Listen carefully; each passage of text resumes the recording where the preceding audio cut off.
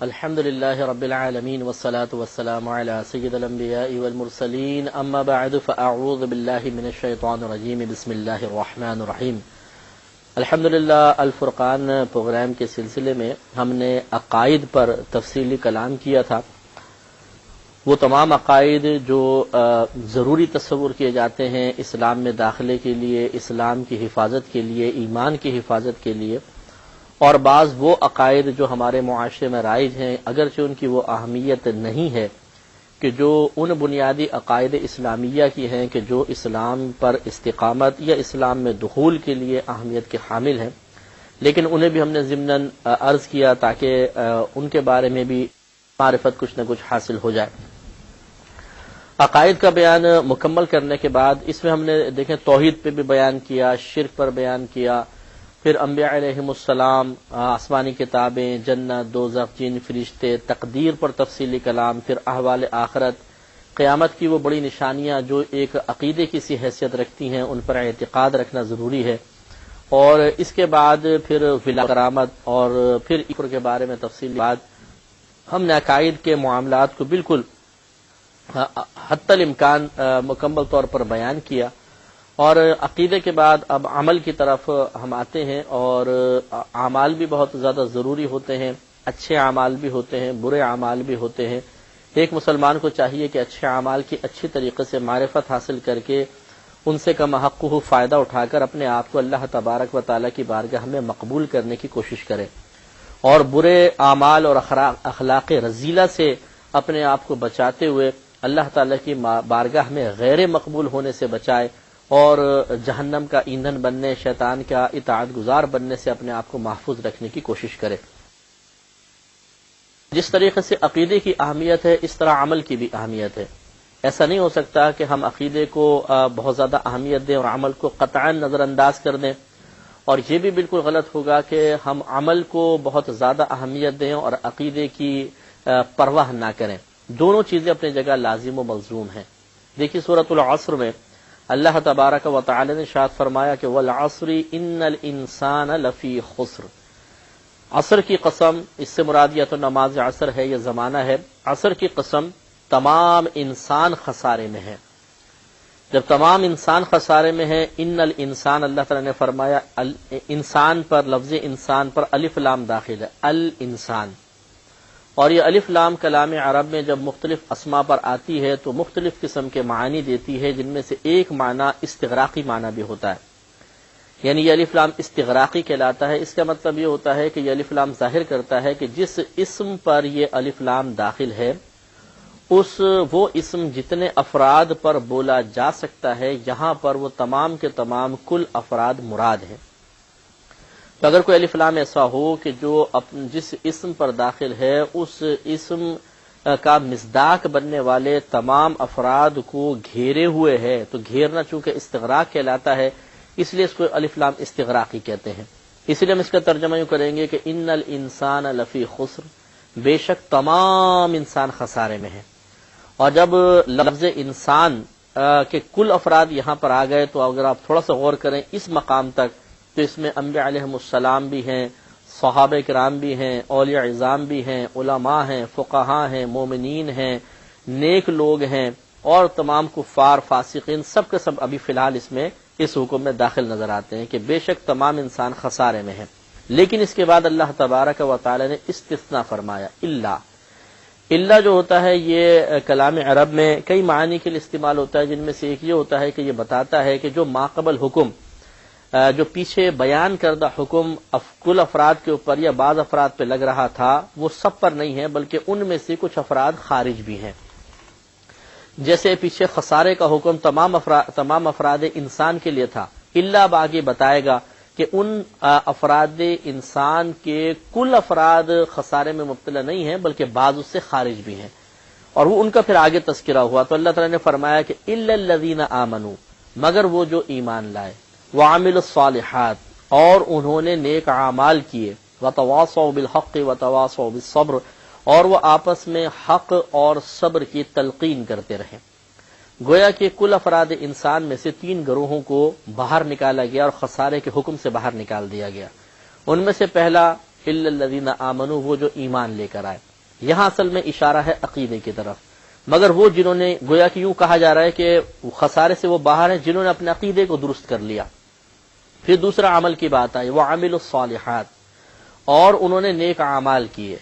نیک اعمال دو طرح کے ہوتے ہیں، بعض نیک اعمال ایسے ہوتے ہیں جو فقط آپ کی ذات کے ساتھ مخصوص ہیں، آپ نماز پڑھ رہے ہیں، آپ روزہ رکھتے ہیں، آپ حج کر رہے ہیں، آپ زکوٰۃ ادا کر رہے ہیں، یا آپ کی ذات کے ساتھ ہے۔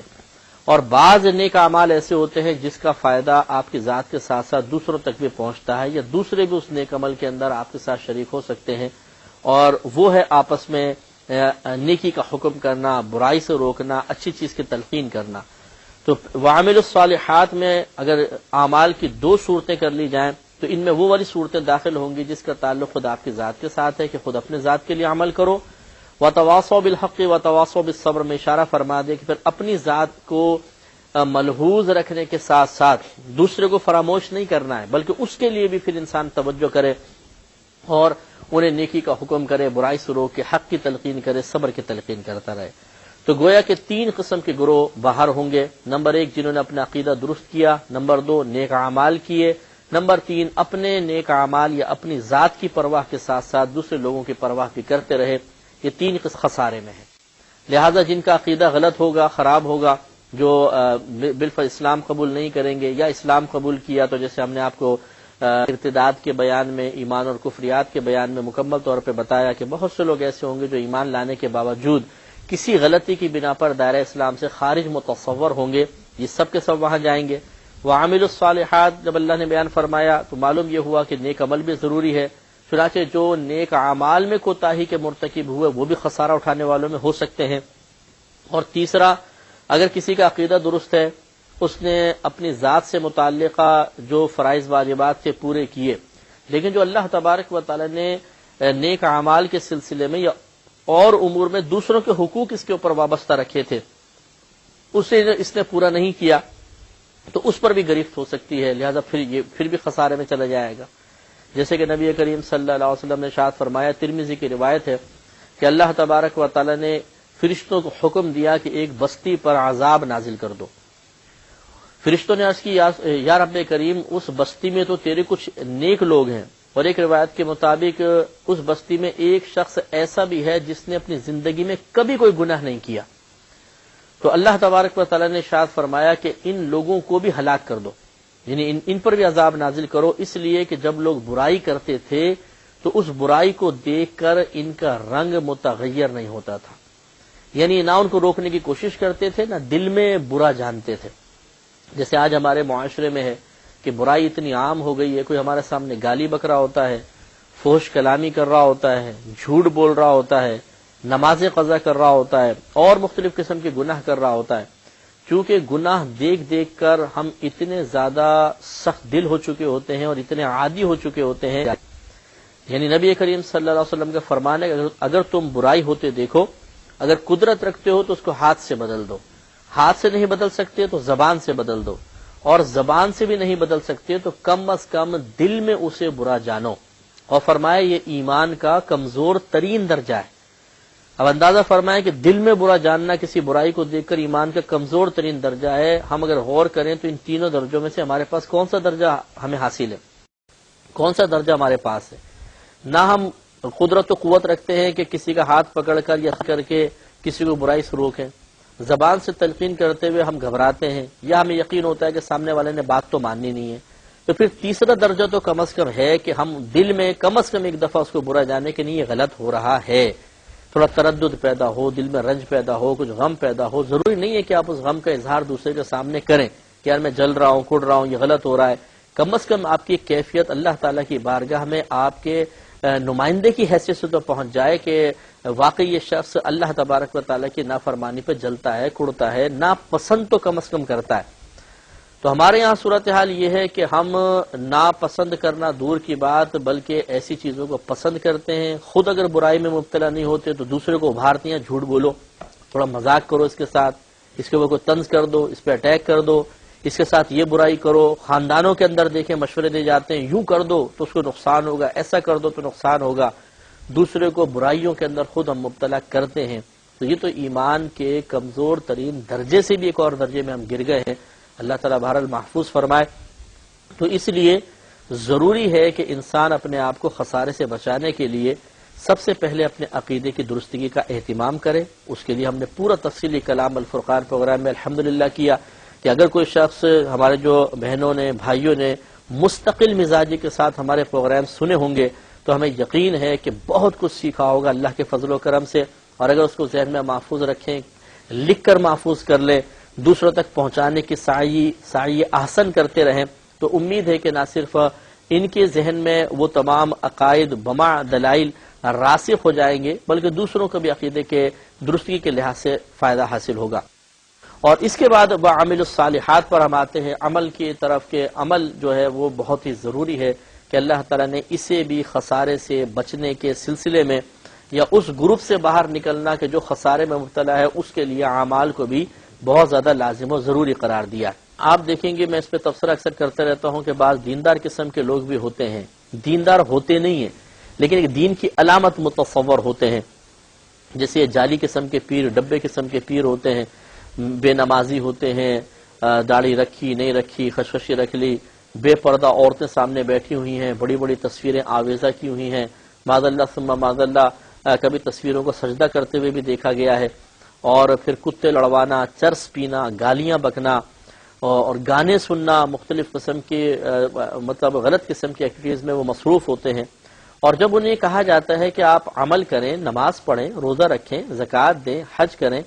تو وہ کہتے ہیں عمل تو وہ کرے کہ جس کو اللہ تعالیٰ کی بارگاہ میں مقبول ہونے کی حاجت ہو،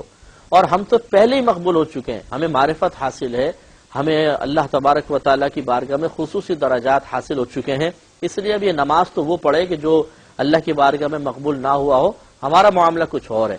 اور انداز میں نے جیسے آپ کو بتایا تھا، انداز ایسا بناتے ہیں اور باتیں ایسی بڑی بڑی کرتے ہیں کہ سامنے والا آدمی ویسے ہی مطلب آدھا نفسیاتی طور پہ مروب ہو جاتا ہے اور سوچتا ہے کہ نہیں جی حضرت بڑی معرفت سے بھرپور کلام کر رہے ہیں۔ اللہ علیہ وسلم نے جو متفقہ طور پر اللہ تعالیٰ کی بارگاہ میں مخلوق میں سب سے زیادہ محبوب ترین ہے، سب سے زیادہ مقبول ترین ہے، سب سے زیادہ انعام یافتہ ہے، سب سے زیادہ مقام وجاہت اللہ کی بارگاہ میں ہمارے نبی کریم صلی اللہ علیہ وسلم کو حاصل ہے۔ جیسی عزت آپ کو حاصل ہے ایسی عزت کسی کو بھی حاصل نہیں ہے۔ اس کے باوجود ہمارے نبی کریم نے کبھی نماز چھوڑی، کبھی نیک اعمال کو ترک کیا، یا معاذ اللہ ثم معاذ اللہ اللہ تعالیٰ کی نافرمانی کی طرف بڑھے، یا عمل میں سستی کر کے اور پھر یہ کہا ہو کہ جی ہمیں تو چونکہ معرفت بہت زیادہ ہے اس لیے ہم عمل کیوں کریں، معاذ اللہ ثم معاذ اللہ۔ ایک دفعہ نہیں سینکڑوں دفعہ نظر تاریخ کی طرف گھمائیے، ہمیشہ مایوس اور ناکام لوٹ کر آئے گی کہ ہمارے نبی کریم صلی اللہ علیہ وسلم کا طریقہ تو یہ رہا تھا کہ آپ رات میں اٹھ کے نمازیں پڑھتے اور اتنی نماز پڑھتے کہ آپ کی پنڈلیوں پر ورم آ جاتا تھا، سوجن ہو جاتی تھی۔ اور ایک مرتبہ آپ لیٹے ہوئے تھے، سیدہ عائشہ صدیقہ رضی اللہ تعالیٰ عنہ فرماتی میں نے آپ کے شکم اقدس پر ہاتھ پھیرا تو وہ بالکل کمر سے لگا ہوا تھا، تو میں نے عرض کیا صلی اللہ صلی اللہ علیہ وسلم کبھی تو آپ پیٹ بھر کے کھا لیا کیجئے۔ تو سید دو عالم صلی اللہ علیہ وسلم نے ارشاد فرمایا کہ عائشہ مجھے اس بات کا خوف ہے کہ اگر میں نے پیٹ بھر کر کھا لیا تو میں کہیں اپنے ان نبی بھائیوں سے پیچھے نہ رہ جاؤں جو مجھ سے پہلے رخصت ہو گئے۔ اور جب یہ پنڈلیوں والے مسئلے میں سیدہ عائشہ صدیقہ رضی اللہ تعالی عنہ نے عرض کیا رسول اللہ کچھ آرام بھی کر لیں، آپ کی پنڈلیوں پہ سوجن آ گئی ہے، تو سرکار مدینہ صلی اللہ علیہ وسلم کا جواب یہ تھا کہ عائشہ کیا میں اپنے رب کا شکر گزار بندہ نہ بنوں؟ یعنی نبی کریم صلی اللہ علیہ وسلم نے اپنی امت کو یہ تعلیم دی کہ اگر تم نیک عمل کر رہے ہو، تمہیں اللہ کی بارگاہ میں کوئی مقام ملا تو اب سستی کی طرف مائل نہیں ہونا، بلکہ اس کا شکرانہ یہ ہے کہ تم اپنی عبادات میں زیادتی کر دو۔ اب اس ڈبے پیر کو سامنے بٹھائیے اور اس سے پوچھئے کہ تم اپنے موقف پہ کوئی دلیل لاؤ، تمہارے مخالف تو ہم سینکڑوں دلیلیں پیش کر سکتے ہیں، تم جو اپنے ایک غلط کردار، ایک غلط عمل، غلط باتوں کے ذریعے ایموشنلی طور پر لوگوں کو بلیک میل کر کے اور انہیں غلط شیطانی راستے کی طرف مائل کر رہے ہو، اس کو تمہیں کیا ثواب ملے گا، کیا فائدہ حاصل ہوگا؟ اور کیوں عمل کی اہمیت نہیں ہے کہ ہمارے نبی کریم صلی اللہ علیہ وسلم نے ساری زندگی عمل کیا، باوجود یہ کہ آپ مغفرت شدہ تھے، بلکہ آپ کے قدموں کی برکت سے کائنات میں مغفرتیں تقسیم ہو رہی ہیں۔ وہ کون سی معرفت ہے جو آپ کو حاصل ہونے کے بعد عمل سے آپ بے نیاز ہو گئے، جو نبی کریم کو بھی حاصل نہیں تھی کہ معاذ اللہ ثم معاذ اللہ؟ تو کوئی بھی بھائی اس بات یا بہن اس بات کا برا نہ مانے، ہمارے پیش نظر کوئی پرٹیکولر شخصیت نہیں ہوتی ہے، کوئی پرٹیکولر آستانہ نہیں ہوتا ہے، کوئی پرٹیکولر ہم کسی گروپ کے اوپر اٹیک کرنا مقصود نہیں ہوتا ہے، بلکہ جنرلی بات کرنا مقصود ہوتا ہے، جس میں اگر کسی برائی کی نشاندہی کر رہے ہیں اس پہ ہو سکتا ہے کہ میں بھی اس کا نشانہ بن جاؤں، ہو سکتا ہے کہ کوئی سننے والا نشانہ بن جائے، لیکن ہمیں شریعت کی بات بیان کرنی ہے، قرآن و حدیث کی بات بیان کرنی ہے، اس پہ توجہ کرنی ہے۔ لہٰذا یہ اچھی طرح یاد رکھیں کہ جہاں عقیدے کی اللہ تعالیٰ کی بارگاہ میں اہمیت ہے، وہاں پر اعمال کی بھی اہمیت بہت زیادہ ہے کہ اللہ تعالیٰ نے اسے بھی خسارے سے آزاد رہنے کے لیے عقیدے کے ساتھ بیان فرمایا، الا الذین آمنوا وعملوا الصالحات، دونوں کو برابر رکھا ہے۔ لہذا عقیدہ اہم، عمل بھی اہم۔ ہاں یہ ضرور ہے کہ عقیدہ اور عمل کو اگر آپ باہم موازنے کے لیے سامنے رکھیں گے اور یہ پوچھیں گے کہ ان میں سے زیادہ کون اہمیت کا حامل ہے، تو ہم ضرور یہ کہیں گے کہ ان دونوں کے مقابلے میں عقیدے کو اہمیت حاصل ہے، کہ اگر عقیدہ درست ہے، عمل میں انسان کی کوتاہی ہوگی، انشاءاللہ وہ ضرور جنت میں جائے گا، ضرور جنت میں جائے گا، وہ چاہے جہنم میں عذاب بھگت کر جائے لیکن جائے گا ضرور۔ اور جس کے عقیدے میں خرابی ہوگی، عمل چاہے اس نے کتنا ہی اچھا کیوں نہ ہو، وہ کبھی جنت میں نہیں جا سکتا۔ جیسے ہم نے آپ کو ایمان اور کفریات کے مسئلے میں بتا دیا، اور کفر کے نقصانات کے اندر میں نے آپ کو کئی آیات سنائی تھی کہ خود اللہ تعالیٰ نے قرآن عظیم میں واضح طور پہ بیان فرما دیا کہ کافر جو بھی نیک عمل کرے گا، نہ دنیا میں اس کا کوئی فائدہ ہے نہ آخرت میں۔ ہاں دنیا میں یہ ہو سکتا ہے کہ اسے دنیاوی انعامات عطا کیے جائیں، لیکن آخرت میں کچھ بھی نہیں ہوگا۔ تو یہ ایک الگ بات ہے کہ آپ عقیدے اور عمل کو باہم ایک دوسرے کے مقابل رکھ کر موازنہ کریں کہ ان میں سے کون سی چیز کی اہمیت ہے، اور اگر آپ اپنی شخصیت کو ایک طرف رکھیں اور عقیدہ اور عمل کو یہاں رکھیں اور ان دونوں کو اپنے لیے آپ دیکھنا چاہتے ہیں، پھر آپ یہ کہیں جی عقیدہ کافی عمل نہیں، غلط۔ آپ کے لیے دونوں چیزیں ضروری ہیں، یہ تو ایک باہم ان کا مقابلہ کروائیں گے تو پھر ہم یہ کہیں گے عقیدہ زیادہ ضروری ہوتا ہے، عمل اس کے مقابلے میں کم اہمیت کا حامل ہے، مقابلہ۔ لیکن جب آپ کے مقابلے میں ان دونوں چیزوں کو رکھا جائے گا، میرے مقابلے میں رکھا جائے گا، تو ہمارے لیے تو دونوں چیزوں کی اہمیت ہے، اس لیے کہ ہمارے نبی کریم صلی اللہ علیہ وسلم نے یہی آپ کا بنیادی مقصد بھی تھا، وَيُعَلِّمُهُمُ الْكِتَابَ وَالْحِكْمَةَ، یہ موجود ہے آیت، انشاءاللہ اس پہ ہم مزید کلام کریں گے نیکسٹ پروگرام میں۔ وَآخِرُ دَعْوَانَا أَنِ الْحَمْدُ لِلَّهِ رَبِّ الْعَالَمِينَ۔